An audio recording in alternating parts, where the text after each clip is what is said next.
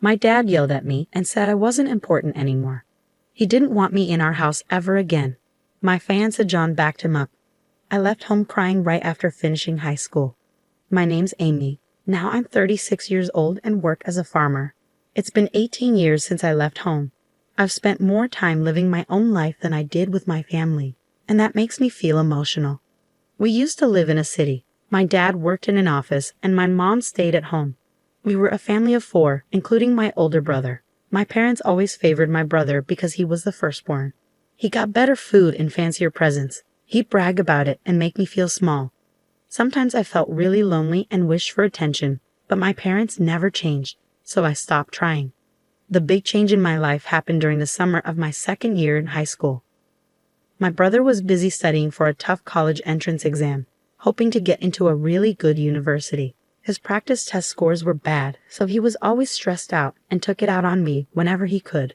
My parents treated him like he was fragile, being super careful with him, while I got stuck with all the household chores that left me no time to study. Even though I was doing better in school than my brother, they wanted to bring my grades down to make him feel better. It didn't make any sense. Around that time, one of my teachers told me about a program where students could go experience life on a farm for a few days. We'd stay with a family who owned a farm, help with harvesting vegetables, cook together, and just live like country folks for a bit. Despite my family troubles, I decided to join the program.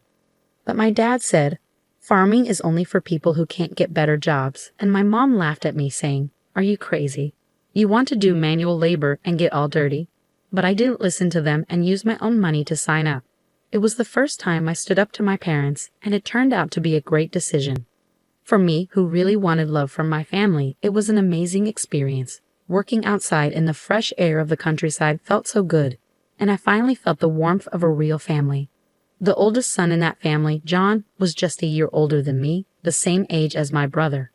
But John was nothing like my brother. He was kind but strong, got along well with his parents, and treated me nicely too. John's parents were really gentle, and even though I was only there for 3 days, I cried a lot when it was time to leave. John's mom cried too, and she said, "You can come back anytime." I promised I would. They said they didn't use their phones much, so I started writing them letters regularly. Before long, John started writing back more often, and it turned into like a diary we shared, and we started dating. It was a pure long-distance relationship without even a single kiss. After my brother didn't get into his first choice university and ended up in a lower-ranked college, it was my turn to apply for college. But my parents wanted me to get a job instead of going to college. They said it was because girls didn't need education, but really, I think they didn't want me to go to a better college than my brother. Since my time on the farm, I dreamed of being a farmer. I could have become one without going to college, but John was in college, so I decided to go too and study a new kind of farming. Even though my parents and brother tried to stop me, I worked hard every day towards my goal. But when I passed the entrance exam for university, my dad got really angry and said, "Are you a girl trying to go to a better college than your brother?" My mom said, "We don't have money to spend on you. Your brother needs it, so you should work and bring money home." My parents' hurtful words left me feeling alone and sad, and after a big fight, I decided to cut ties with them completely. John came to get me from home, and his parents, who were now my in-laws, helped pay for my college. I ended up going to college, and 4 years later, I married John.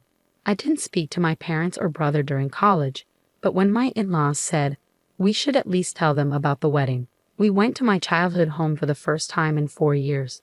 It was summer, after graduation, and a busy time for planting, so we couldn't visit earlier. We all had tanned faces from working outside, but my parents and brother made fun of us. My mom asked, "How old are you now? You must be poor to work outside and get so dark." I felt so embarrassed. "Please stop, Mom," I said quietly, but she didn't listen. My brother smirked and said, "Smart people like me make money with our brains. If you're stuck doing manual labor, it means you're not very smart." I felt sick, and my in-laws' smiles disappeared. My husband spoke up, saying, "We're proud to be farmers, and we work hard." My dad laughed in a mean way and told me, "From now on, you're a stranger to us. You're marrying a farmer who works hard for a living. We're going to pretend you don't exist. Don't come to us for money. We don't want to see you anymore." At 18, I already felt like I didn't belong, so his words didn't surprise me. But it still hurt especially with my in-laws and John looking at me with sympathy. I cried quietly on the way home, deciding to forget about my family. Time passed quickly, and 18 years went by. The hurt started to fade. I had 2 kids and a busy but happy life. I almost forgot about my parents and brother until a cousin told me my brother was getting married. We were close, and we kept in touch even after I got married. I once sent them rice from our farm, and they liked it, so we stayed in touch and talked on the phone once a month. My cousin mentioned we could catch up at the wedding, my cousin said. But I hadn't heard anything about the wedding from my parents or brother. Well, since we're not talking, I wouldn't know. I heard they're building a new house. I wonder if it's done. It seemed both my parents and brother planned to move after the wedding. My cousin knew about the problems between my parents and me, but they probably assumed I'd still show up at important family events. After the call with my cousin, I impulsively called my mom's cell phone. But all I got was a message saying, "This number is no longer in use." I tried calling my father next, but got the same automated message again. Did they change their numbers? I didn't have my brother's number, so I couldn't call him. With shaky hands, I dialed the landline for our family home, and someone picked up. "Hello." It was my brother. "It's Amy. I heard you're getting married and moving." I started to congratulate him, but he interrupted me. "You don't need to do anything. You, a farmer, a stranger to me, don't call me," he yelled before hanging up. I tried calling him back, but I was already blocked. It was so harsh. No matter how much he disliked me, we were still family. It hurt to be rejected like that. Seeing how upset I was, my husband asked gently, "What's wrong? What happened?" I couldn't hold back my tears as I told him about the conversation. Both my husband and my in-laws were furious, as if it had happened to them. "Your home is here, Amy, your family to us." My mother-in-law comforted me. Her words brought tears to my eyes. I wish she was my real mom. She cared about me more than my own mother did. My father-in-law also reassured me, saying, "You're happy now. That's what matters. Don't let it hurt you. The one who stays positive wins." My husband added, "Let's learn from their mistakes and make sure we're different." Even our kids, unaware of the situation, hugged me tightly. "Thank you, everyone," I said, feeling a warmth in my heart. I realized how happy I was even without the support of my biological family. But things changed dramatically when my business was featured on national TV. My in-laws were big grain farmers in the American Midwest. They grew lots of fruits and veggies, but some didn't meet standards. I studied food business in college and figured out how to sell the produce that wasn't perfect. I started an online business selling jams, juices, and pickles made from those fruits and veggies. With support from the local farmers union, my business became a hit. Moms loved our safe, homegrown food, and seniors enjoyed the homemade pickles. I hired young women who, like me, married into farming families and unemployed young people. The business grew to $5 million. Our success story got covered on TV. After the TV show aired, we were bombarded with calls from all sorts of people. We got orders, questions, offers for deals, and requests for interviews. Both the company phone and my personal cell phone wouldn't stop ringing. So when I got a call from an unknown number, I answered without thinking. To my surprise, it was my brother. I figured he must have seen the TV feature and heard about my success. But without much of a hello, he said, "I'm thinking of starting a business. Can you lend me some money?" "Excuse me?" "Absolutely not," I replied firmly, feeling even more resolute. I coldly rejected his request and hung up. But he called again.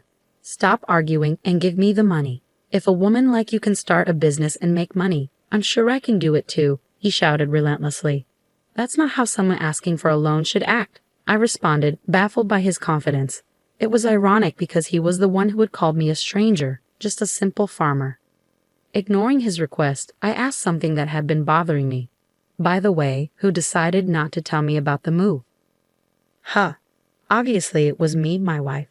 She's a city girl, you know. The moment I mentioned you, she suggested we cut ties. So that was the reason." I didn't want to hear more, so I hung up and blocked his number. It seemed like my brother's wife, whom I'd never met, had a similar attitude to my brother and parents. Realizing that my brother had seen me on TV probably meant my parents had too. A few hours later, I received another call from an unknown number, but it turned out to be my father.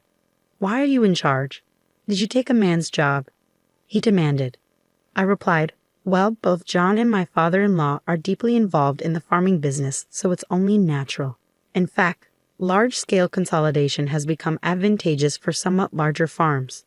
My father-in-law is the president of the local agricultural association, and John has incorporated his share as an in-law and is now the president of that corporation. Perhaps my explanation convinced him because then he asked, "Why haven't you been in touch?" Feeling stunned, I replied, "You're the one who disarmed me. I'm ending this conversation now." And I hung up and blocked his number. A few minutes later, my mother called. "Why won't you lend money to your brother? You're making $500 million a year, aren't you? Send money home. We're your real family. Have you forgotten all we've done for you, raising you up? Give us at least $300 million or at least $250 million. My mother was the most aggressive of all. Even though the business earns $500 million, that's the total revenue after paying for expenses and employee salaries. I barely have anything left over. I exaggerated a bit, and my mother instantly shot back, "You're lying. That can't be true." Feeling increasingly frustrated, I couldn't believe my mother's persistent demands for money. I wondered if she had any shame. "I'm not going to send you any money, whether I have it or not. We're strangers," I told her firmly before hanging up and blocking her number. I thought that would be the end of it, but I was mistaken. My parents, my brother, and his wife, whom I'd never met before, suddenly showed up uninvited at my in-laws' house. "Hey, Amy, guess what? I'm taking back the disarmament," my father announced. I was shocked at their desperation for money. My mother-in-law couldn't believe what was happening. Even my father-in-law and her were clearly uncomfortable, glaring at my parents in silence. The employees around us had gathered, looking shocked at my parents. My brother seemed to realize he wasn't welcome either. "Huh. We're the real family, connected by blood. We deserve a share of your earnings too," he insisted. The woman with him, presumably his wife, nodded along in agreement. I was livid. "No, that's not how it works. Even though we share blood, there's been no emotional connection. You treated me like a stranger and abandoned me," I said, feeling the old wounds of being rejected by my biological family reopening. Tears threatened to spill again. Just then, John came and stood by my side. "Amy is part of our family now. Even if you haven't disowned her, we're perfectly happy without you. Please leave," he said firmly, defending me. The employees joined in, criticizing my parents together. "We're with Amy. How dare you?" they exclaimed in unison. As I thought, "This is my true family," I felt a deep sense of happiness. But my brother's anger was growing. "Shut up. Shut up, you country bumpkins. You're all uneducated trash. Aren't you supposed to obey us quietly?" he raged. But John calmly responded, "Actually, both my father and I are Ivy League graduates, and Amy graduated from a prestigious agricultural university, revealing our educational background." "What? With degrees from top universities, why are you farming?" my brother exclaimed in disbelief. Maybe for my brother, graduating from a lower-ranked university was his only source of pride, and he likely didn't anticipate being outmatched in terms of education, I mused. John remained composed as he stated, "Farming is an honorable profession. We can apply what we've learned in college to it." I couldn't contain my laughter at the absurdity of it all. "Brother, you've been bested by John in every way," I chuckled, feeling a sense of relief wash over me. Realizing I had been too fearful of my brother and parents, I spoke up firmly. "Let me make this clear one last time. We are strangers now." Pausing briefly, I adopted a polite tone. "Therefore, I cannot lend or give money to strangers. Please leave. If you cause trouble or act violently, I will call the police and take legal action." I asserted our separation unequivocally. My in-laws and husband moved closer to me, ready to shield me from any harm my parents and brother might try to inflict. I was deeply touched, feeling genuinely cared for. The employees also joined in, shouting at my parents, "Get out of here. Go home." My parents, brother, and sister-in-law left with resentment in their eyes, unable to argue further and only able to retreat. Later I heard from my cousin that my brother and parents tried to get rich quickly by starting a business with borrowed money instead of asking me. But their arrogance led to a major failure. Now they're on the brink of bankruptcy, but I've cut ties with them, and I have no intention of getting involved anymore. As for me, my work is thriving, and I'm surrounded by my true family, supportive in-laws, a loving husband, and wonderful children. I'll cherish each day, enjoying the happiness of life.